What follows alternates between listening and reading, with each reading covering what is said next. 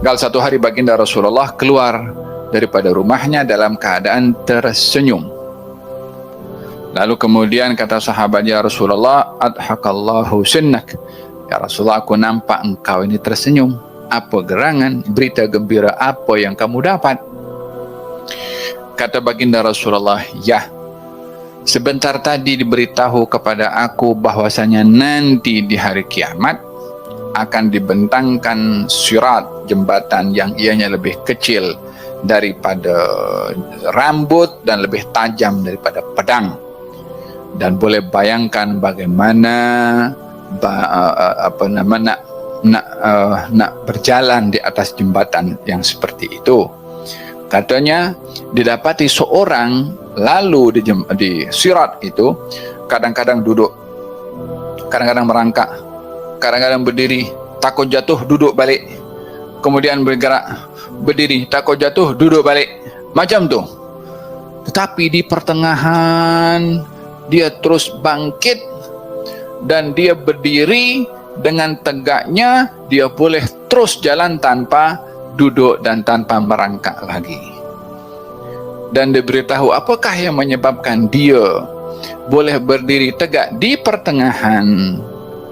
Walaupun di awalnya tadi merangkak dan berkali-kali, di pertengahan dia boleh terus berdiri dan lancar perjalanan sampai ke penghujung sirat. Katanya karena saat berada di pertengahan ditunjukkan kepadanya amalan salawatnya kepada Nabi, sehingga bantuan dari Allah melalui salawat orang itu kepada Nabi menyebabkan dia berdiri tegak dan berjalan tanpa menunduk kembali. Semakin orang banyak bersalawat kepada Nabi, semakin dia mendapat kejayaan di akhirat nanti. Ada keutamaan bersalawat kepada Nabi sallallahu alaihi wasallam. Dalam Al-Qur'anul Karim Allah Subhanahu wa taala berfirman, "Lahu mu'aqibatun min baini yadayhi wa min khalfihi yahfazunahu min amrillah." Allah mempunyai malaikat, tugasnya menjaga manusia. Ada malaikat sebelah kanan dan ada malaikat sebelah kiri. Dua malaikat. Dan ada lagi dua malaikat, kata Imam At-Tabari, ada dua lagi malaikat yang menjaga mulut orang itu.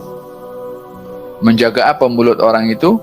Mulut orang itu kalau berselawat dicatat oleh malaikat untuk disampaikan kepada baginda Rasulullah SAW. Dua malaikat yang lain catat amalan yang lain. Untuk selawat, malaikat khusus untuk mencatat dan disampaikan kepada baginda Rasulullah. Tentunya yang membalas pahalanya adalah Allah Subhanahu wa taala. Satu-satunya amal ibadah yang dibalas oleh dua. Allah membalasnya, Nabi pun juga membalasnya kepada orang tersebut. Itu adalah amal ibadah salawat. Ma min musallimin yusallimu alayya illa raddallahu alayya ruhi hatta aruddu alaihi salam. Tak ada orang ucap salam kepada aku, melainkan Allah mengembalikan ruh aku untuk aku jawab salam orang itu. Nabi jawab. Dalam hadis yang lain, man shalla alayya marratan sallallahu alaihi biha asyra. Siapa orang bersalawat kepada aku sekali, Allah akan bersalawat kepadanya 10 kali. Satu salawat dibalas 10, satu salawat dibalas juga salam dan oleh Nabi SAW. Jadi satu salawat ini dapat balasan daripada Allah, dapat balasan daripada Rasulullah. Ambil peluang selagi mulut boleh berbicara, selagi hati boleh bersalawat kepada Nabi. Ambil masa ini untuk memperbanyak bersalawat kepada Nabi. Akan dapat kita lihat kesan salawatnya itu di masa hidup, di saat nazak, saat di barzakh, saat dibangkitkan, saat di padang mahsyar, saat di sirat, saat di timbangan, saat di telaga, dan di saat masuk syurga, insyaallah bersama dengan Rasulullah sallallahu alaihi wa ala alihi wa sahbihi wasallam.